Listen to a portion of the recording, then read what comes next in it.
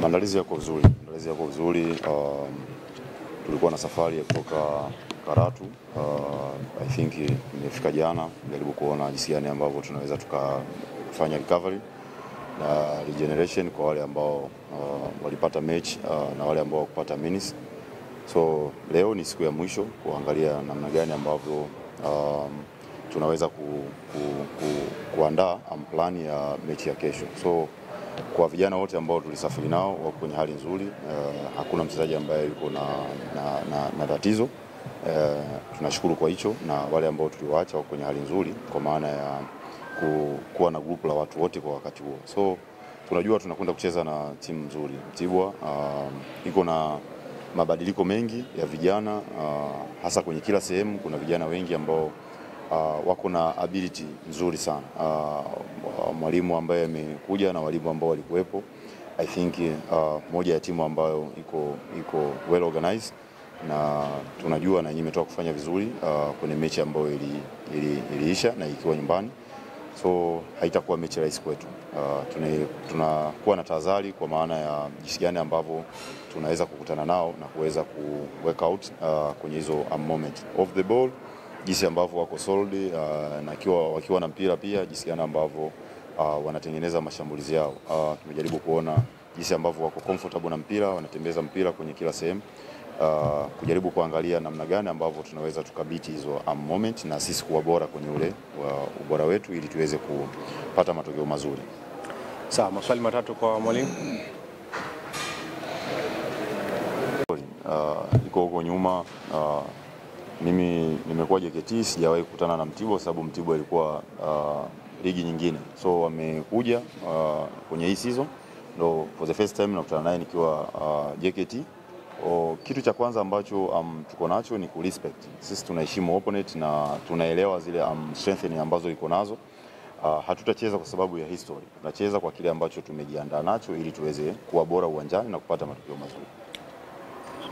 Swali la pili. Kwanza nipongeze vijana kwa namna gani tuna siku 13, mechi 4.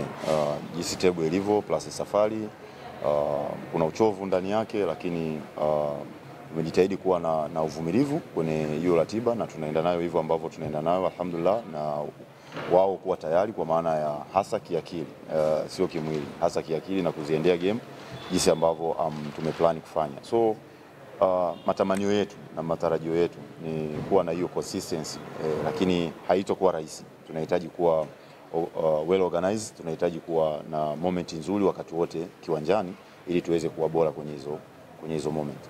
Swali la tatu kwa mwalimu. Malengo yetu ni kufanya vizuri kwenye hii ligi. Kwa last season tuliishia nafasi ya 6, tujaribu ku step up zaidi kupata kwenye nafasi za juu zaidi.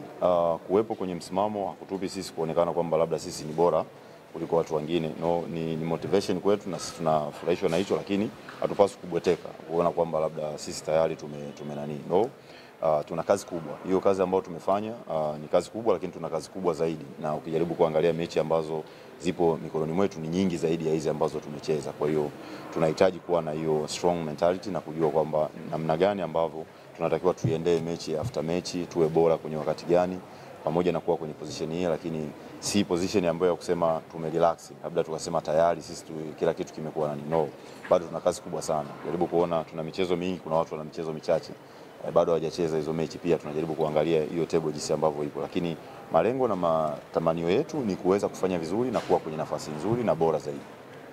Kama mwalimu napata hope kwamba timu yangu jinsi ambavyo natamani iwe, tunaweza kufika. Kama tunaweza kufunga goli kwenye kila mechi, kitu ambacho kilikuwa kinatupa shida ni kuconcede. Nao tumeimprove kwenye hizo siku, tunatamani tuwe na improvement hiyo kwa mechi zote, kwamba tusiwe tuna concede goal. Naamini kwa muda mchache ambao tumekuwa na hiyo grupu, wachezaji wamejitahidi kutusikiliza as a staff na kuona namna gani tunapaswa kuwa bora off the ball, na hasa tukiwa na mpira na tukiwa hatuna mpira.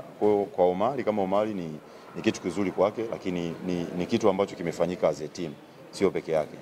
Hiyo comfortable anaokuwa nayo, it means haiji peke yake, ni timu nzima inakuwa kwenye momentum nzuri.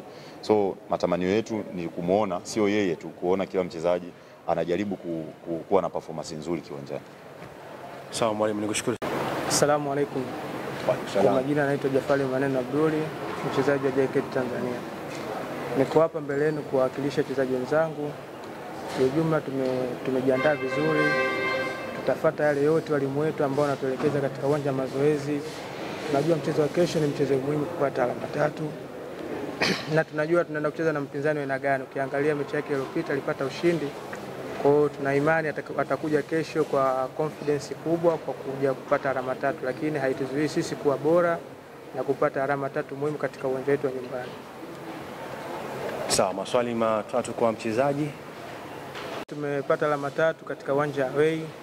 Inatupa hamasa kubwa sana katika uwanja wetu wa nyumbani. Ukiangalia tuna michezo kama miwili hatukupata ushindi katika uwanja wa nyumbani. Kwa hiyo kesho tutajitahidi wachezaji wote tuamke na hali nzuri kupambana na tufuate yale walimu wetu ambao wanatuelekeza tupate alama 3 muhimu katika uwanja wetu wa nyumbani. Swali la pili kwa mchezaji. Kwa sisi kitu muhimu ambacho tunatakiwa kuzingatia ni kufanya vizuri katika kila mchezo, kuhakikisha tunapata alama 3, tukikosa alama 1, lakini ligi bado inaendelea, japokuwa sisi tuko mbele kwa michezo kadhaa, wenzetu bado wako nyuma kwa michezo kadhaa. Kwa hiyo tunachohakikisha ni kupata alama 3 katika kila mchezo. Hiko ndio kitu pekee na malengo makubwa ambayo sisi wachezaji tunatakiwa kuyatimiza. Sawa, swali la tatu na la mwisho kwa mchezaji kama lipo. Jafar, zungumza na mashabiki wa JKT Tanzania kuelekea mchezo wa kesho dhidi ya Mtibwa Sugar. Kwanza kabisa nichukue fursa hii kuwakaribisha mashabiki wetu, wapenzi wetu na wadau wote wa mpira katika mechi yetu ya kesho. Kesho tupo katika uwanja wa nyumbani.